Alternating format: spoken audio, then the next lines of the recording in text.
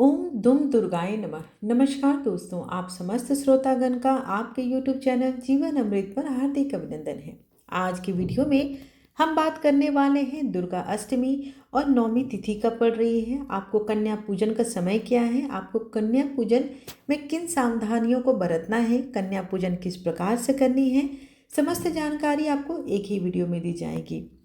चैत्र नवरात्रि सनातन धर्म का प्रमुख पर्व है जो कि प्रत्येक साल चैत्र माह में मनाया जाता है।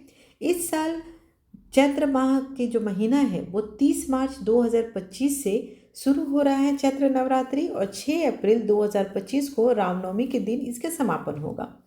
चैत्र महीना को हिंदू धर्म में नव वर्ष की शुरुआत भी माना जाता है, जिसका इंतजार देखा जाए तो हिंदू धर्म में लोग एक साल से करते हैं। ये सभी के जीवन में एक सकारात्मक ऊर्जा लाती है और खुशियाँ, उम्मीदें और लाभ का दिन होता है।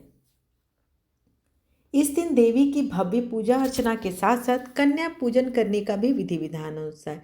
ऐसी मान्यता है कि नवरात्रि माँ दुर्गा का आशीर्वाद पाने का दिन होता है। 9 दिनों तक सभी भक्त माता की आराधना करते हैं, उपवास करते हैं और माता से अपनी बिगड़ी बनाने के लिए आराधना करते हैं। इस दौरान नवरात्रि व्रत का पारण हमेशा अष्टमी और नौमी तिथि पर कन्या पूजन के साथ किया जाता है, परंतु इस वर्ष अष्टमी नौमी तिथि को लेकर भक्तों में भी असमंजस बना हुआ है।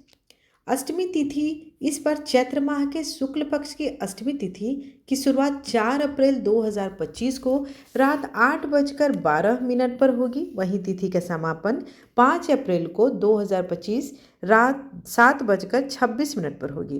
तो उदया तिथि को हमारे धर्म में इसे मानते हैं। तो उदया तिथि के अनुसार अष्टमी तिथि 5 अप्रैल 2025 दिन शनिवार के दिन मनाया जाएगा। ऐसे में अष्टमी तिथि को जो कन्या पूजन करेंगे वो उन लोगों के लिए जो तिथि है और समय है वो अलग होगा, और जो नौमी की कन्या पूजन करेंगे तो उनकी तिथि और वो अलग होगा। तो सर्वप्रथम जान लेते हैं कि नौमी तिथि जो है वो किस दिन पड़ रही है।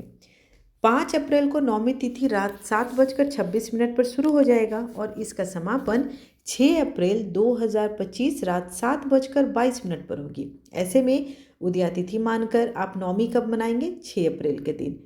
इस दिन भी कन्या पूजन के साथ साथ आप व्रत का पारण भी कर सकते हैं। कई लोग दशमी को भी करते हैं क्योंकि नवरात्रि का मुहूर्त होता है।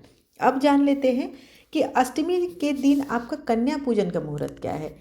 अष्टमी तिथि को जो कन्या पूजन करेंगे तो उनके लिए मुहूर्त कुछ इस प्रकार है। ब्रह्म मुहूर्त सुबह 4:35 से 5:21, प्रातः सुबह 4:58 से 6:07, अभिजीत मुहूर्त सुबह 11:59 से दोपहर 12:49 तक रहेगी। वहीं नौमी तिथि को जो कन्या पूजन करेंगे उसका शुभ मुहूर्त ब्रह्म मुहूर्त सुबह 4:34 से 5:20, प्रातः सुबह 4:57 से 6:05, अभिजीत मुहूर्त सुबह 11:58 से 12:49 तक रहेगी।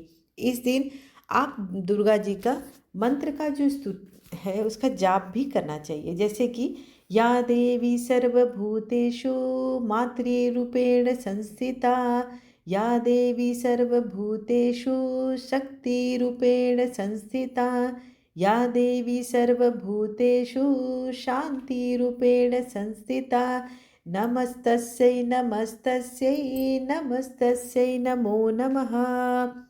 इस मंत्र से माता रानी की असीम अनुकंपा आपसे जुड़ सकती है, तो माता का ध्यान करते हुए इस मंत्र का जाप करें। आइए अब जानते हैं कि आपको कन्या पूजन में किन चीज़ों का ध्यान रखना है। कन्या पूजन के दिन आपको इस पूजा में कन्याओं को माता की चुनरी ओढ़ाते हैं, कन्याओं का श्रृंगार की सामग्री चढ़ाएं। वहीं भोजन में उन्हें हलवा, पूड़ी और चना देना चाहिए। साथ ही कन्याओं को इस पूजा में नारियल भी भेंट कर सकते हैं। पूजा के बाद अंत में उन्हें कोई दक्षिणा या किसी प्रकार का उपहार आप दे सकते हैं। विशेष ध्यान आप इस बात का रखें कि कन्या पूजन में 2 साल से 10 वर्ष की लड़कियों को ही भोजन कराना चाहिए, उससे ऊपर की नहीं।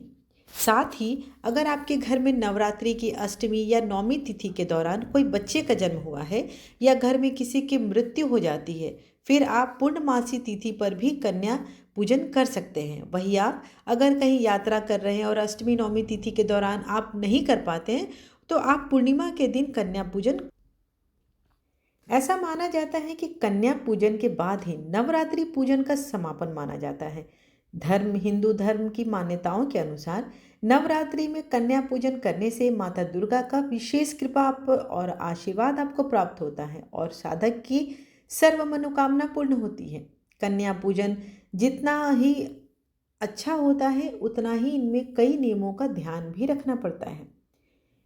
हमेशा कन्या पूजन में कन्याओं को फूल देना शुभ माना जाता है। कन्याओं को आप चाहें तो गुलाब, चंपा, मोगरा, गुड़हल का फूल, इन फूलों को भी आप दे सकते हैं। उनको एक गिफ्ट उपहार में आप फल दे सकते हैं। कोशिश करें कि फल ऐसा हो जो उन्हें नुकसान ना करे। और साथ ही इस बात का विशेष ध्यान रखें, तामसिक भोजन या मांसाहार भोजन या प्याज लहसुन डालकर जो भोजन बन जाता है वो कन्या कुमारी को बिल्कुल ना खिलाएं। ध्यान रखें कि उन्हें हलवा, पूड़ी, चने यही खिलाएं, खीर खिला सकते हैं। इससे ज़्यादा उन्हें कुछ ऐसी चीज़ें ना खिलाएं जिससे आपको नुकसान हो। कन्याओं को श्रृंगार सामग्री देना भी शुभ माना जाता है, तो इससे आप कन्याओं को सामग्री भी दे सकती हैं। उन्हें आप चाहे अगर आप वस्त्र